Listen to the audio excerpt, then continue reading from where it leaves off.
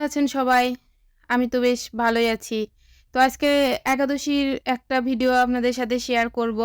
আজকে একাদশী ছিল। তো এই তো সকালে উঠে বাসি কাজ সেরে, স্নান সেরে পুজো দিয়ে চলে এসেছি। পুজোটা যদিও আমি দিই নাই, পুজোটা ওর বাবা দিয়েছে। আমি ঠাকুর তুলে আমাদের যা কাজ থাকে আরকি সেইগুলো তুলে আমি করে আমি এই যে রান্নার জন্য চলে এসেছি। এখন প্রায় বাজে বেলা ১১টার মতো। তো আমি এই তো দেখতেই পেলেন আমি আলুর পাঁপড়গুলো ভেজে নিলাম। ভাজার পরে এই যে বাদাম ভেজে নিলাম। এখন একটা সবজি রান্না করে নিব। আর পাশের গ্যাসে আমি পাশের চুলায় আমি একটু চা বসিয়ে দিয়েছি। আজকে সকালে উঠার পর থেকেই মাথা ব্যথা করছে খুব। তো আমি এই তো সবজির মধ্যে এখানে মিষ্টি কুমড়া, পেঁপে আর আলু ছিল। তো আমি জিরা, তেজপাতা আর শুকনো মরিচ ফোড়ন দিয়ে সূর্যমুখী তেল এখানে আমি দিয়েছিলাম। দিয়ে আমি সবজিটা ভাজার জন্য বসিয়ে দিলাম। দিয়ে এইদিকে আমার চাটা হয়ে গেছে। আমি চাটা ছেঁকে নিলাম।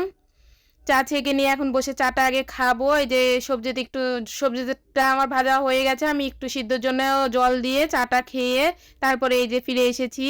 তো এই তো আমি আলুর পাঁপড় আর বাদাম ভাজাটা একটু মেখে নিব বিট লবণ আর আমার যে গরম মশলার গুঁড়োটা করা ছিল সেইটা দিয়ে। আমার এইখানে নিরামিষ শুকনো মরিচ গুঁড়ো আমি দেখছি যে শেষ হয়ে গেছে।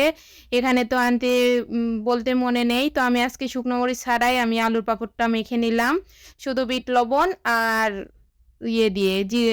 গরম মশলা গুঁড়ো দিয়ে আর কি।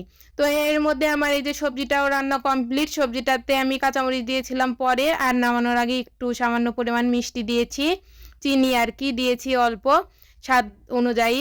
আর এখন আমি একটা পেয়ারা কেটে নিচ্ছি, আর একটু আম ছিল, কয়েকটা আম ছিল, আম কেটে নিচ্ছি। কয়েকটা মানে বেশ অনেক কয়েকটাই আম ছিল। আমি এখানে 5টা আম কেটে নিয়েছিলাম তখন খাওয়ার মতো। এটা অনেকটা পরে আমি খাওয়া দাওয়া সেরে একটু বসেছিলাম। তারপরে এই যে এসে এই যে গরুর দুধটা এনে রেখেছিল, তো দুধটা ভাবলাম জাল করে রাখি, তাছাড়া আবার নষ্ট হয়ে যাবে। তো তারপরে ভাবলাম না, একবারে সাবুটা জাল করে নিই, দুধ দিয়ে আমি এই যে সাবুর একটা পায়েস করব। তো আমি এই যে সাবুটা পরিমাণ মতো নিয়ে আমি ধুয়ে রেখে দিলাম। আর এখন এই যে খাবার যে বাসনপত্রগুলো ছিল সেটাই এখন আমি পরিষ্কার করে নিব আর কি। ওই পাশে চুলাতে আমি দুধটা বসিয়ে রেখেছি, একটু ভালো করে ফুটলে ভালো লাগবে খেতে আর কি। তো যাই হোক, এই যে আপনাদের সাথে কথা বলতে বলতে আমার অর্ধেক কাজ হয়ে গেছে। তো বাসনগুলো ধুয়ে নিলাম, ধুয়ে এই যে উপর করে নিচ্ছি। কে কোথায় থেকে আমার ভিডিওটা দেখছেন, ভিডিওটা যদি ভালো লেগে থাকে তাহলে অবশ্যই লাইক কমেন্ট শেয়ার করে দিবেন। এই তো আমি দুধটা খুব ভালো করে জাল করে নিয়েছি। জাল করে নেবার পরে এই যে ধুয়ে রাখা যে সাবু ছিল আমার, সাবুটা আমি দিয়ে দিলাম। এখন খুব ভালোভাবে যেভাবে পায়েস রান্না করা হয় ওইভাবে সিদ্ধ হওয়া পর্যন্ত ফুটিয়ে নিব।